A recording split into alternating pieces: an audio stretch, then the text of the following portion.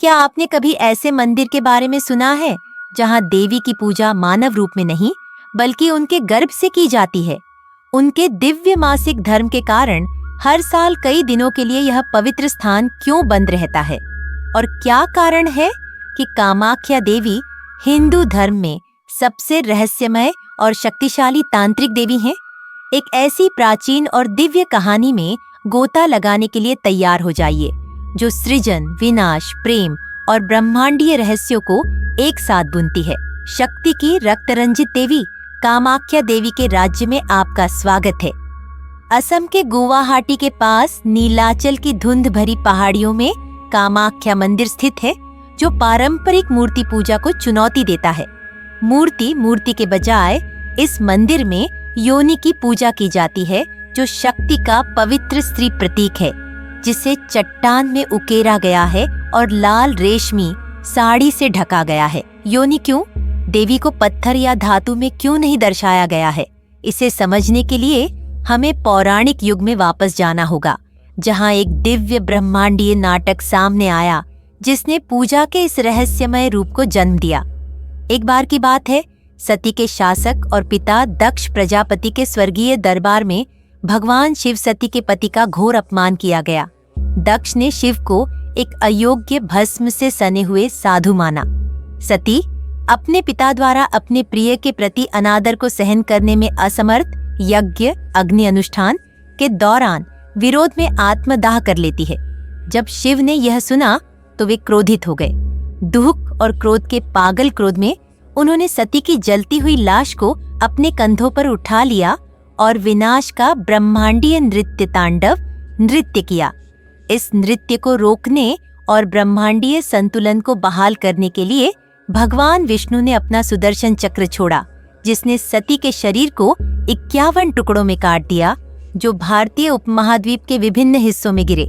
ये पवित्र स्थान शक्तिपीठ के रूप में जाने जाते हैं। इनमें से सबसे शक्तिशाली और रहस्यमयी कामाख्या है, जहां माना जाता है कि सती की योनि गिरी थी। त्वरित तथ्य: कालिका पुराण और देवी भागवत पुराण जैसे ग्रंथों में 51 शक्तिपीठों का उल्लेख है। कामाख्या को उनमें से सबसे शक्तिशाली माना जाता है। कामाख्या केवल एक देवी नहीं है, वे शक्ति और इच्छा का अवतार हैं, जो सृष्टि का मूल स्रोत हैं। उनका नाम काम, इच्छा और अख्या नाम से आया है। इस प्रकार कामाख्या है जिसका नाम इच्छा है। इस मंदिर में उनकी पूजा योद्धा देवी या मां के रूप में नहीं की जाती है, बल्कि आदिम ऊर्जा, आकर्षण की शक्ति और दिव्य स्त्रीत्व के स्रोत के रूप में की जाती है। गर्भगृह में कोई मूर्ति नहीं है। इसके बजाय एक अंधेरी गुफा है, जिसमें योनि के आकार की एक चट्टान है, जो मासिक धर्म का प्रतीक भूमिगत जल से लगातार गीली रहती है। त्वरित तथ्य: हर साल अंबुबाची मेले के दौरान मंदिर 3 से 4 दिनों के लिए बंद रहता है, जो देवी के मासिक धर्म काल का प्रतीक है। भक्त बाहर प्रतीक्षा करते हैं और एक बार फिर से खुलने पर आशीर्वाद को अत्यंत शक्तिशाली माना जाता है।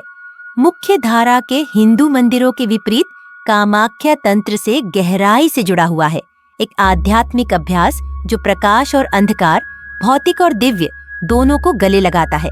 यह मंदिर अघोरियों, तांत्रिकों और शाक्त साधकों के लिए एक केंद्र है, जो आध्यात्मिक ज्ञान, सिद्धियों, शक्तियों और दिव्य मिलन की तलाश में यहाँ आते हैं। वास्तव में यह माना जाता है कि कामाख्या देवी स्वयं सभी तंत्रों की संरक्षक देवी हैं।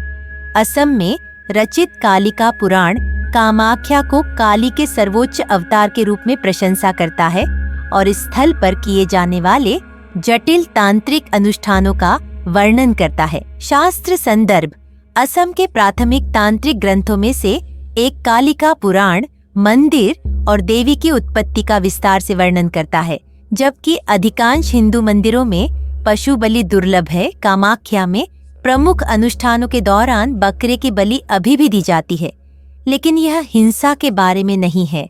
यह अहंकार, इच्छा और निम्न प्रवृत्तियों को काटने का प्रतीक है, जो माता को अर्पित किया जाता है ताकि वह मुक्ति प्रदान कर सके। त्वरित तथ्य: दुर्गा पूजा और अंबुबाची मेले के दौरान देवी के उग्र रूप को प्रसन्न करने के लिए मंदिर में प्रतीकात्मक रूप से बकरे की बलि दी जाती है। मंदिर परिसर में 10 महाविद्या मंदिर शामिल हैं, जिनमें से प्रत्येक देवी के एक रूप का प्रतिनिधित्व करता है, जैसे काली, तारा, भैरवी, बगलामुखी और अन्य। लेकिन कामाख्या को स्वयं सभी महाविद्याओं का मूल सार माना जाता है। किंवदंतियों के अनुसार मंदिर के अंदर योनि चट्टान से ऊर्जा निकलती है।